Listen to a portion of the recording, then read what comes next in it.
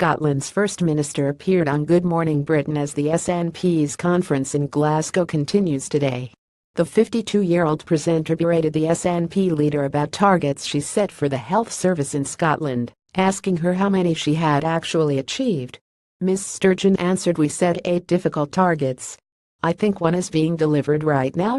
Read more. Nicola Sturgeon need for independence has never been greater. Morgan replied with respect, "You set 8 targets and you've hit one of them. You've failed on 7 of them." The former Britain's Got Talent judge continued, "Here's the problem. Yes, you're in power. That power was badly eroded in the last election. There was lots of questions about your leadership and the SNP going forward. What I'm trying to establish then is when you set targets you don't actually expect to achieve them, because you've made them so they're unachievable." Ms. Sturgeon attempted to reply to the outspoken host, but Mr. Morgan demanded, "How do we judge your performance if when to achieve 7 of 8 targets on something like the NHS, you simply say, well, we made them tougher? The challenges don't count. They're different challenges. Now we should be judged against the targets." The First Minister replied, "So when people come to vote for us again at the next Scottish election, they look across our performance and will judge us against that." Read more. Gordon Strachan blames genetics as Scotland crash out. In August, Nicola Sturgeon faced renewed calls to replace Shona Robison as health secretary after new figures showed a series of key NHS waiting times targets have been missed.